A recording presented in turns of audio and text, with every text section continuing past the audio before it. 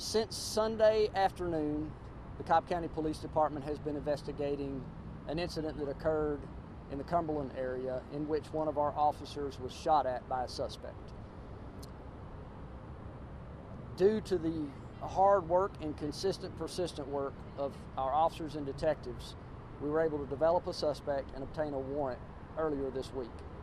Since that time, we have been working to take that subject into custody, and today we developed information on a vehicle that we believe that he was inside.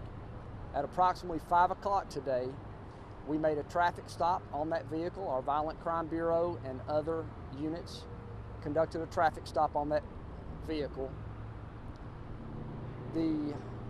One of the two occupants in the vehicle produced a handgun. Our officers shot the suspect. The suspect did not survive. All officers are okay. No officer was shot. So the passenger was the suspect and the other officer involved? We have evidence to believe that there is an association there. We have a very distinct handgun. The passenger in this vehicle that we stopped today does have a handgun in his hand, and that gun was very unique, had a very unique color. And we see a gun resembling that in the video from the Sunday incident. So just to clarify, the passenger in the vehicle that you stopped today is the suspect from Sunday? We do not have an affirmative identification on that subject at this time because the crime scene is going to remain as is until the crime scene is worked. At that point, we can obtain his identification. He meets the description, the general description, and he has a similar gun, and so you can draw the conclusions from there. What's the status of the other driver? Who produced the gun, the driver or the passenger? Let me say a few things first. First of all, let me say this about our county and our police officers. First of all, we take any act of violence against our community seriously, and we investigate those with a lot of passion and energy and a lot of long nights. And that's what the members of this department have been doing since Sunday. You know, there's a saying, the police are the community and the community are the police. We're a part of the community, and when somebody brings violence upon any member of our community, we're going to take that seriously, and we're going to investigate that hard and try to locate that subject as quickly as possible so that we can ensure the safety of our community. We value life and all life, whether that is the life of a police officer, the life of one of our victims, or the life of an offender. And in this case, this is a tragedy for us. This is not how we wanted this to turn out. Our condolences and prayers go out to the family of this subject. The scene is safe. We do not have anybody else that we're looking for at this time. The other party in that vehicle is at our headquarters, and we're interviewing them at this time. So I believe you had some questions for me? Yes, sir. If you could just walk us through the steps that led up to the shooting. Where did you spot the vehicle?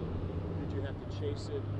And those details, of course, I've been given a briefing, but those details will be actually forthcoming from the GBI investigation. Right now, we have the GBI investigating the officer-involved shooting, which is our standard protocol. They'll be doing an investigation on the criminal side. We'll later do an administrative to make sure that our policies and training was. So you can tell us, was the truck stopped? The incident on Sunday? At this time, I'm not going to comment on that. I can tell you that it was a very fast incident. It was a close call for our officer, and he wasn't physically wounded, but that's a tough thing to go through. So you can tell us what led up to that incident? No, ma'am, and again, that will come out in the investigation. At this point, I have been told things, but it's at this point we would prefer to wait on the actual investigation to determine those facts. When you stopped the vehicle here at Chastain, one of the subjects in the car produced a gun. Can you say if it was the driver or the passenger? That was, yes, sir, it was the passenger. The passenger drew the gun, and he's the possible suspect in Sunday's shooting. That's what we believe. How did the officer see the gun if the bullet holes were through the windshield? The bullet holes on the RAV4. Yeah, there were multiple officers on scene, and we communicate well on situations like this, and we were aware that this might be a violent suspect. So essentially, if an officer sees a gun, they're going to communicate that to the other officers. So it was when the officer had approached the car during the traffic stop? When he saw the gun? As I understand it, yes, but those details, these minute details, will come out later. And so more than one officer might have fired? Yes, sir. And what about the driver? What's that person's conditions, in a man or a woman, and where are they now? I don't know the details of that, sir.